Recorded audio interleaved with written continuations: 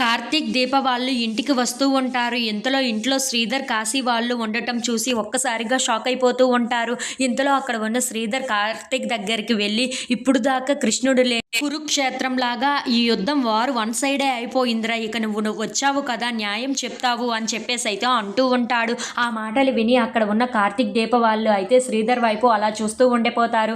ఇంతలో అక్కడ ఉన్న దీప మాత్రం, కాశీ ఏంటి ఇక్కడికి వచ్చాడు, అసలు ఏం జరిగింది అని చెప్పేసి అయితే అడుగుతూ ఉంటుంది.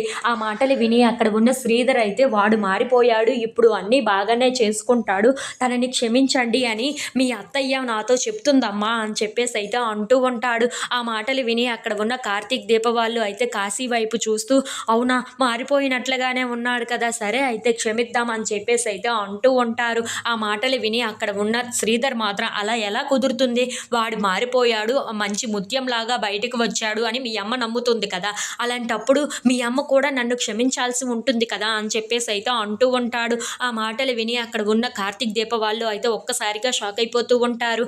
ఇంతలో అక్కడ ఉన్న శ్రీధర్ మాత్రం, అవును తను తప్పు చేశాడు, మారిపోయాడు, మంచిగా అయిపోయాడు, క్షమించమని అడుగుతుంది.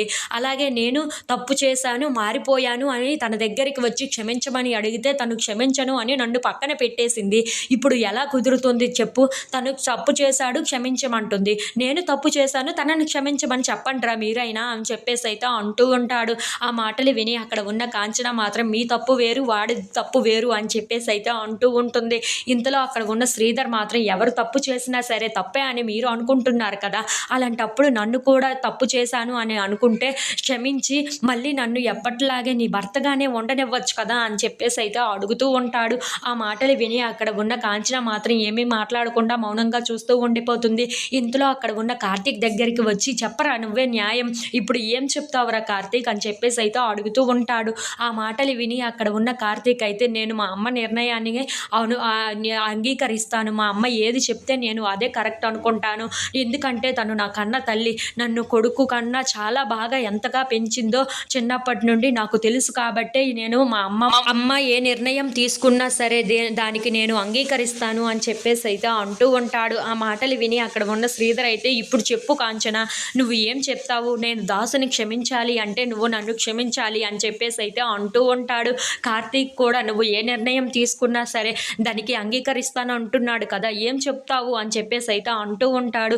ఆ మాటలు విని అక్కడ ఉన్న కాంచన అయితే, లేదు తను నా మీద అంత నమ్మకం ఉంచినప్పుడు నా మాట మీద కూడా నాకు నమ్మకం ఉండాలి కదా, నేను మిమ్మల్ని ఎప్పటికీ క్షమించలేను అని చెప్పేసి అయితే అంటూ బాధపడుతూ ఉంటుంది.